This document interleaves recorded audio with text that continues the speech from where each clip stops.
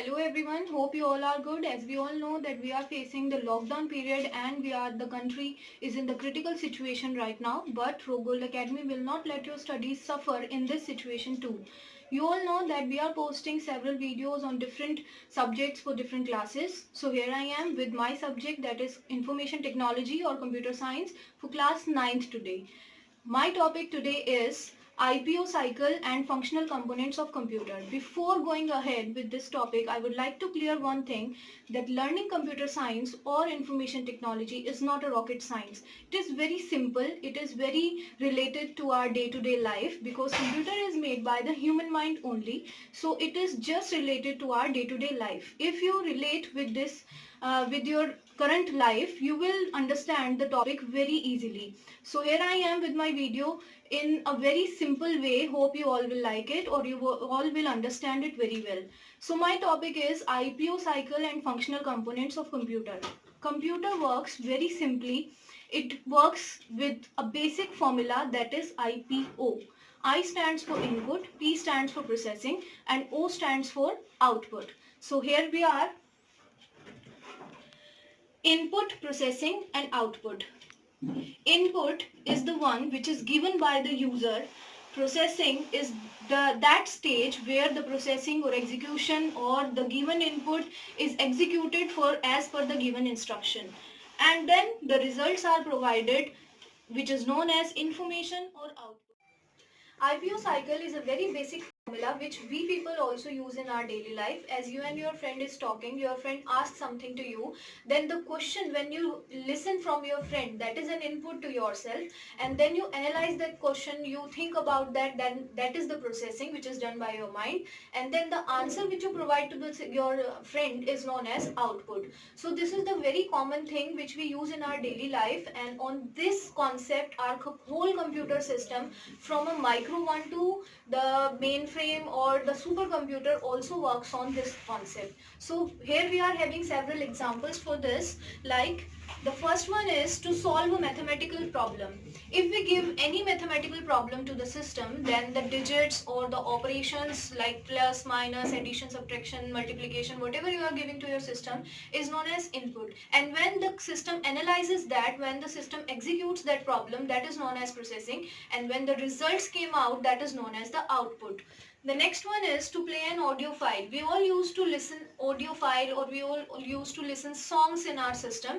So the audio file which you provide to the system and you save in that system, that is known as input. When the system plays that audio, that is known as execution or the processing. And when you hear by your speakers, that is known as the output. The next one is to play a video.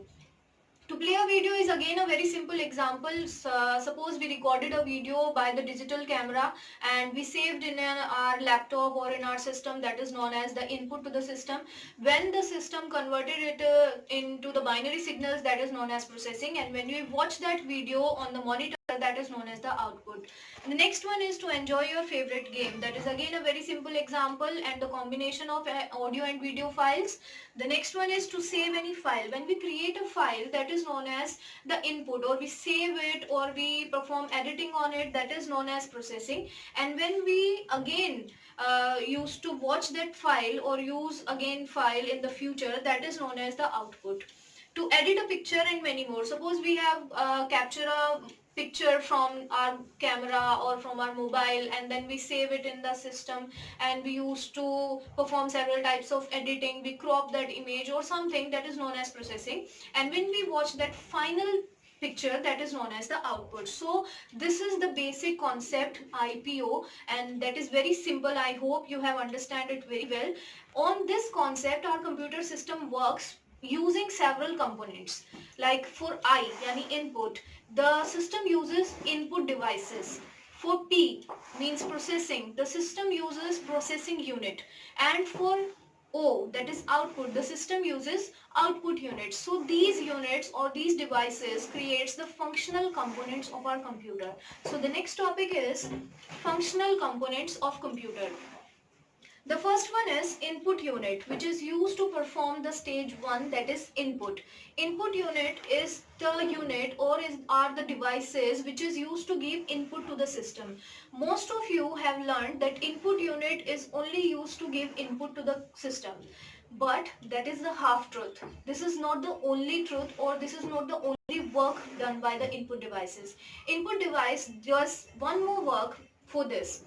Suppose you are having a keyboard, and from keyboard you are typing something. Suppose you have typed A, and what do you think, that A is going to the system? The letter A is going through your wires to the processor? No, it can't go. A will can never go to your system in its original form, because A is an English word and your system is an electronic device that works on the binary language. I hope you all know. Binary language and high level language are completely different apart.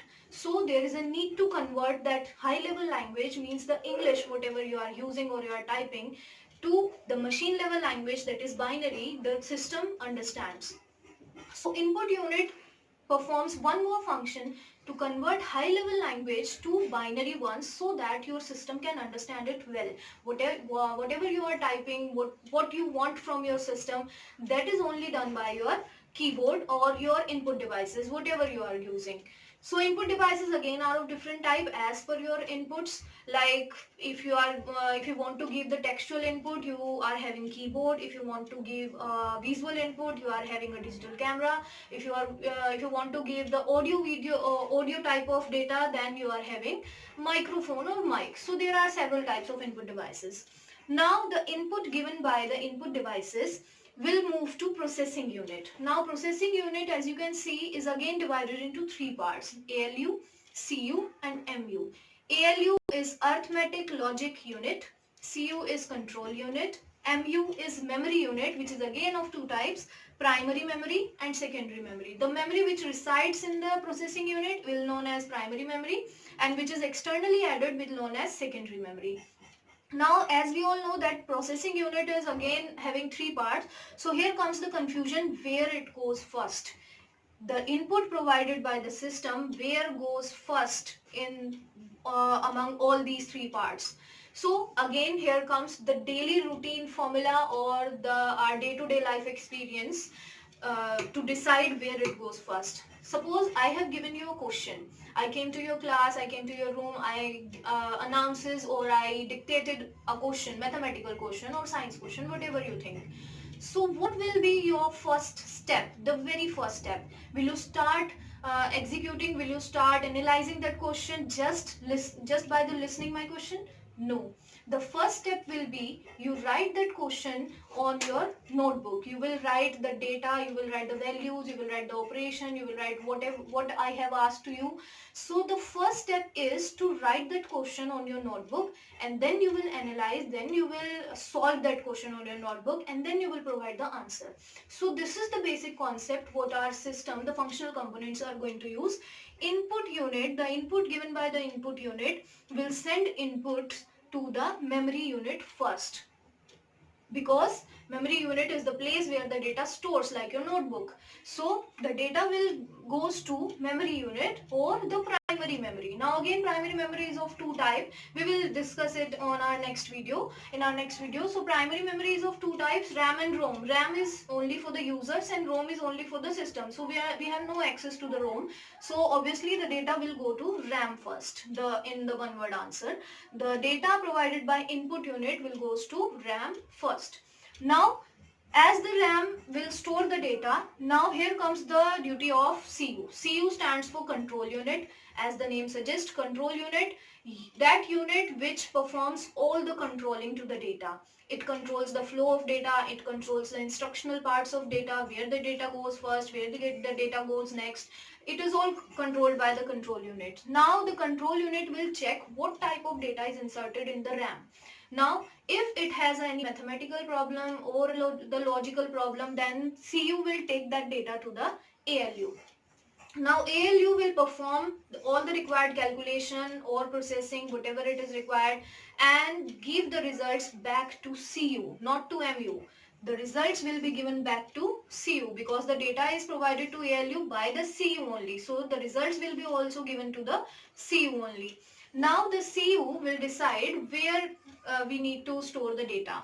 If the user gives instruction to save the data for permanent, for any permanent future use, so it will send the data to secondary memory because primary memory is not for permanent use. It is the temporary memory. So we need to store the data to the secondary memory like our hard disk, CD, DVD, pen drive, whatever you will say. Secondary memory will store the data for permanent use.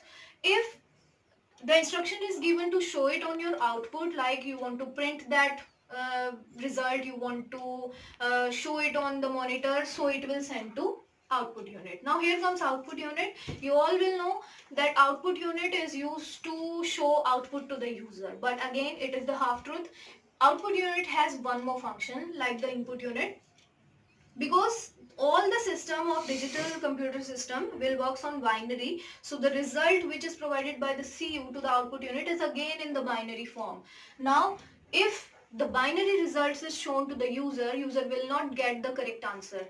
He will not understand. There might be any ambiguity in understanding. So output unit performs the conversion from binary language to high level language, means the machine level language to the human level language, which the human can understand, high level language. So output unit will convert that from binary to high level language and will show the output to the user. So here we are having several different explanation about each unit. The first one is input unit. As I have already told you, it is used to provide input to the system and it converts high level language to machine level language or binary, which is very important for class 9 student. Types and examples. I have already told you for text type of input, you are having the example is keyboard. For audio type of input, if you want to give an audio input to your system, then you are having microphone or mic. If you want to give visual input, you are having digital camera. If you want to give instructional input, means we want to open some file, you want to close anything, so we are having mouse. So these are the examples of input devices along with their types.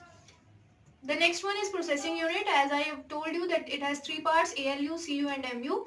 ALU is to perform arithmetic and logical functions. Control unit is used to control the flow of data. Memory unit is to store the data, temporary data or basic input output system type of data, like which is stored in ROM. Temporary data is stored in RAM and BIOS will be stored in ROM. Again, it is of two types: primary has two parts, RAM and ROM, and secondary has again different types of examples like CD, DVD, pen drive. It is again I have two parts, but I'm not going to discuss the primary concept of memory because it is again a lengthy topic, so we will discuss in the next video. The next is secondary memory. It is used to store the data permanently. Output unit, the function of output unit, I have told you that it is used to provide output or results or information to the user, back to the user, and it converts binary language to high level language. Again, we are having examples like for text or visual type of input, we are having printer, monitor or plotter. And for audio type of output, we are having speaker. The next is the whole working of IPO cycle or the functional components of computer. The very first was input unit converts the data into binary and sends it to RAM, primary memory, in MU. Next, CU will check the data and take the action accordingly. Like the mathematical functions, the data will be sent to ALU. Now ALU will perform the function and provide the results back to CU. Now CU will again check the instruction, and to save the data will be sent to secondary memory, and to show the output the data will be sent to output unit. Output unit will convert the data from binary to high level language and will provide the information to the user.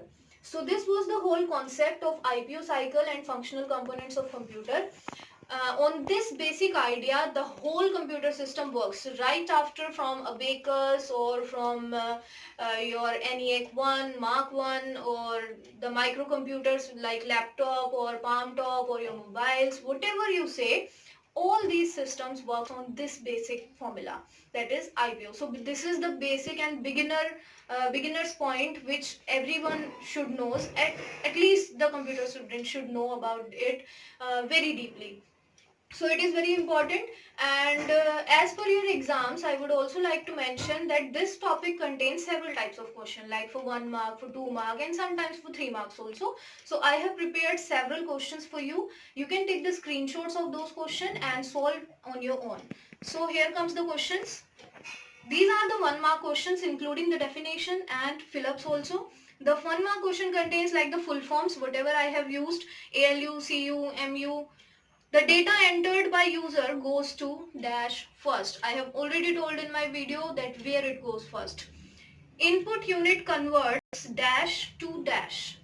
Input unit converts what to what. And for a clue, I would like to say we are talking about the languages. From which language to which language. Output unit converts again dash to dash. Output unit works just opposite to input.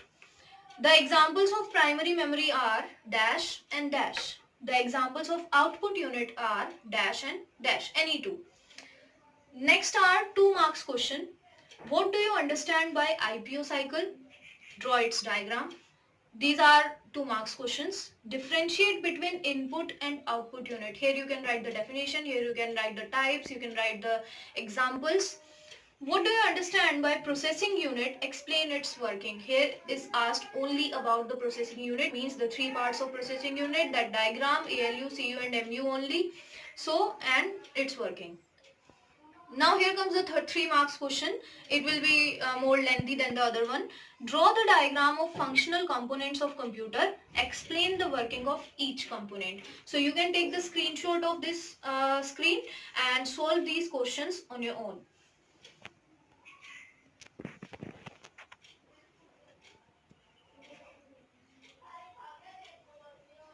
So I hope you like that video and you will understand all the concepts very well. So enjoy this lockdown time, be safe, eat healthy, take good care of yourself and keep studying.